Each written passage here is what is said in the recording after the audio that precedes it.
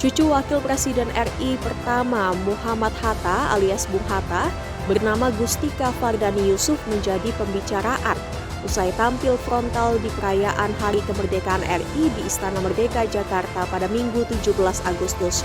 Pasalnya bukan memakai busana merah putih, Gustika Yusuf justru memakai kebaya berwarna hitam dan batik slobok.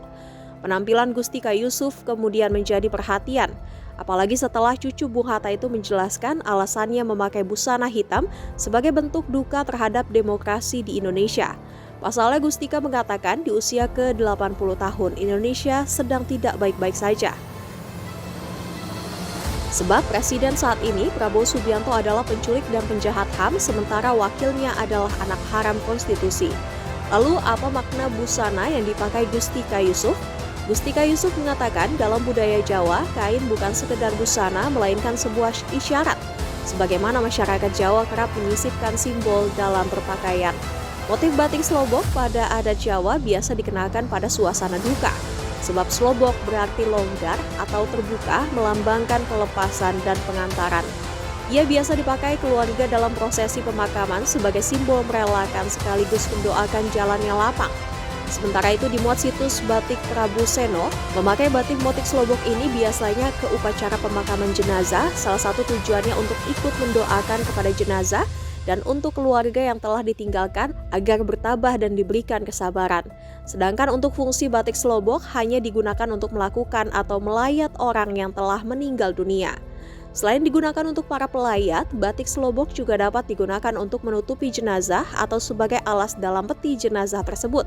Hal itu dimaksudkan motif batik slobok memiliki makna khusus yang memang ditujukan untuk digunakan ketika ada orang yang meninggal dunia.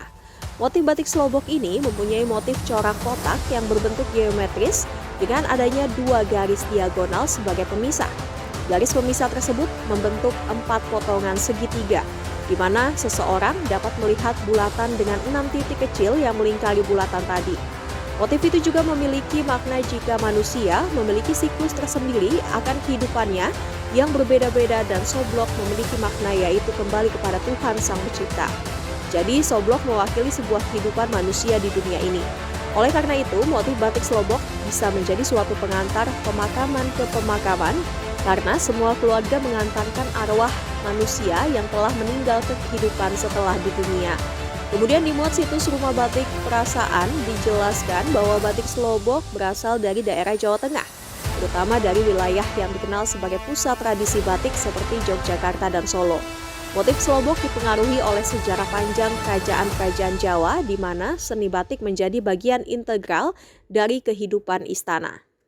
Jangan lupa subscribe ya!